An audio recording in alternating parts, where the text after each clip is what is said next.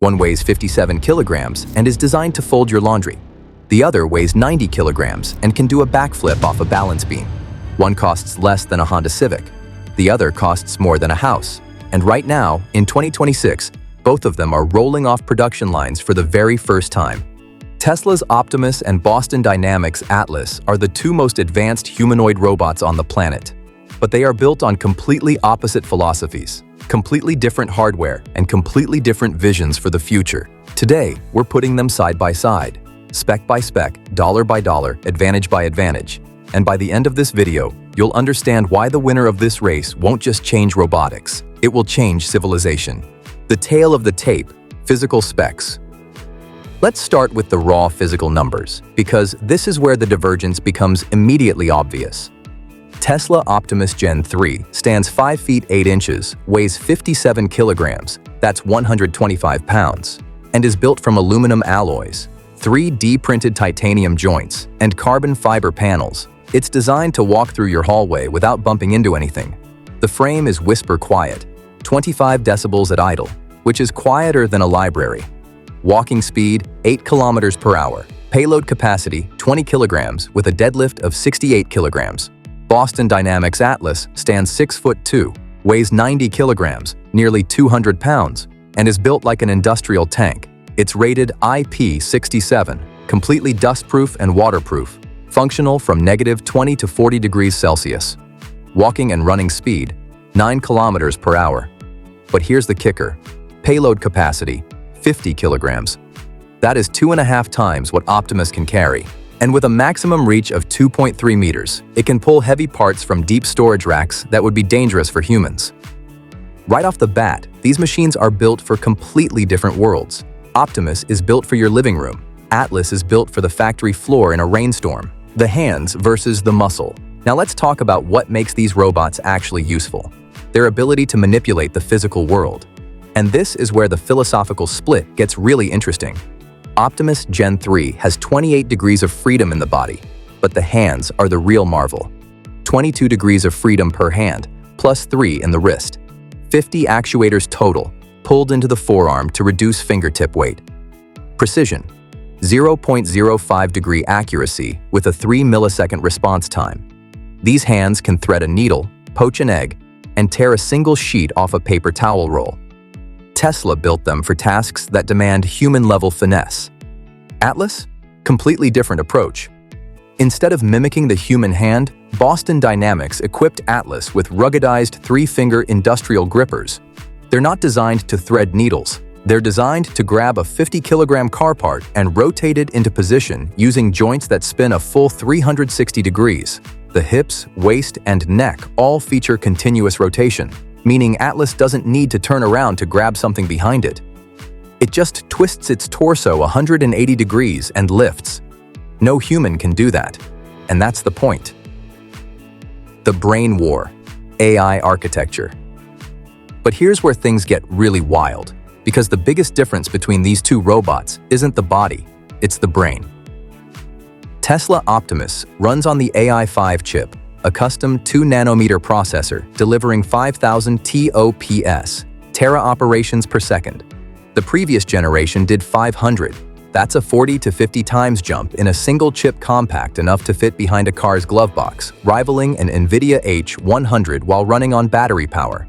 The neural network is the same foundation model powering Tesla's full self-driving fleet. Optimus processes 1.2 terabytes of visual data every hour through 8 cameras, no LiDAR, and learns by watching humans perform tasks. Atlas takes a completely different cognitive path. Boston Dynamics partnered with Google DeepMind to integrate Gemini Robotics foundation models.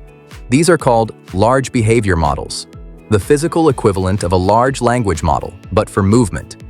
Instead of predicting the next word in a sentence, they predict the next movement in a task. Atlas uses reinforcement learning and something called the ZEST framework.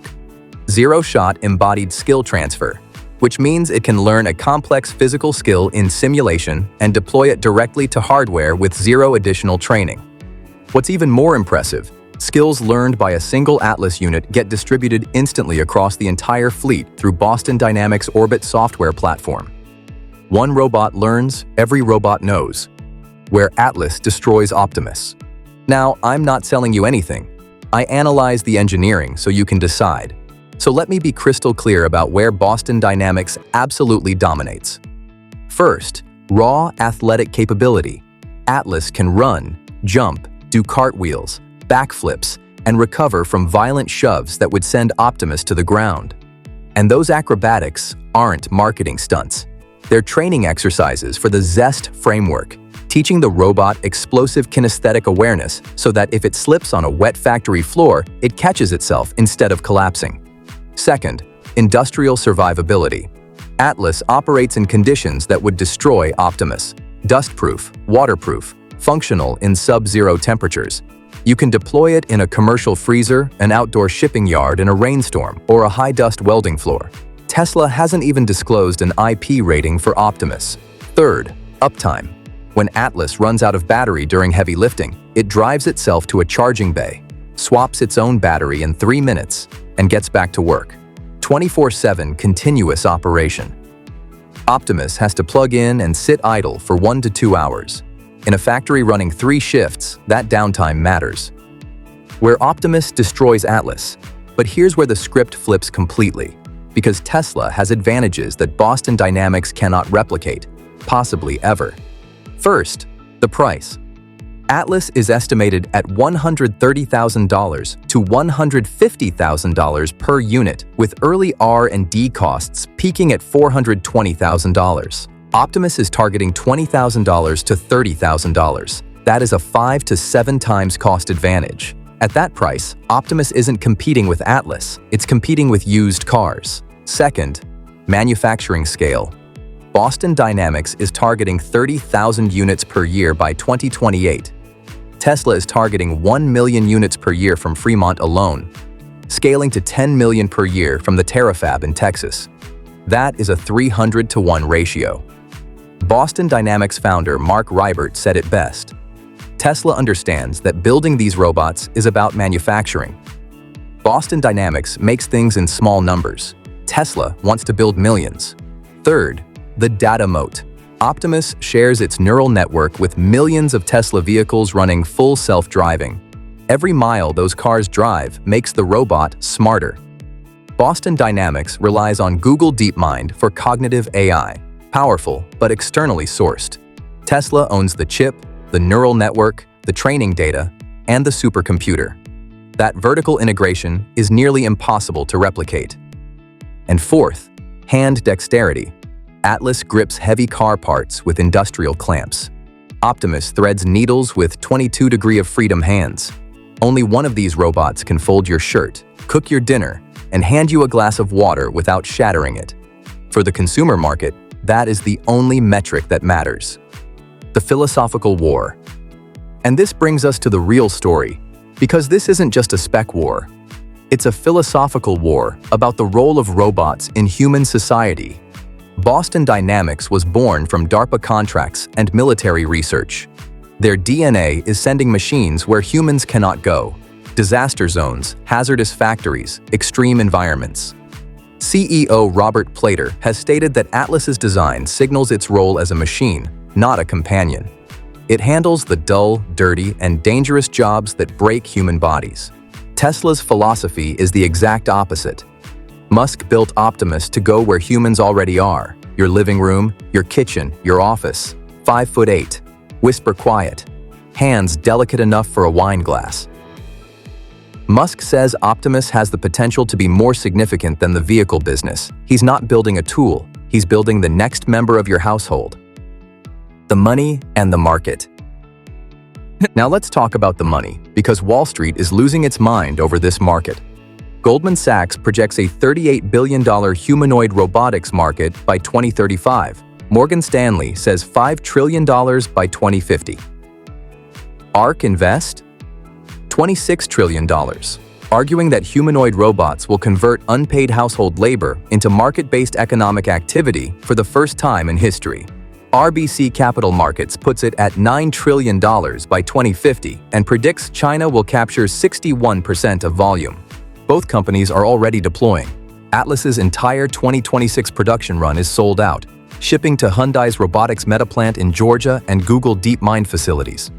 Tesla started mass production of Optimus at Fremont in January 2026, with external commercial sales targeted for mid-2027. The race is no longer theoretical. Hard capital is on factory floors right now. So who wins? So who actually wins this war? And the honest answer is, they both do, because they're not actually competing for the same customer. Atlas wins the factory. It wins hazardous environments. It wins any deployment where you need a machine to lift 50 kilograms in a freezer at -20 degrees while operating 24/7 without stopping. That's a $130,000 enterprise tool, and the companies buying it don't blink at that price. Optimus wins the home. It wins the consumer market. It wins the global affordability race, where a $20,000 robot on a $300 a month lease becomes the most transformative household purchase since the smartphone. And it wins any future where 10 million robots per year flood the market and drive the cost of physical labor to near zero. The real question isn't which robot is better, it's which future do you believe in? A world where a few thousand elite machines handle the hardest jobs on Earth, or a world where millions of affordable machines change every household on the planet?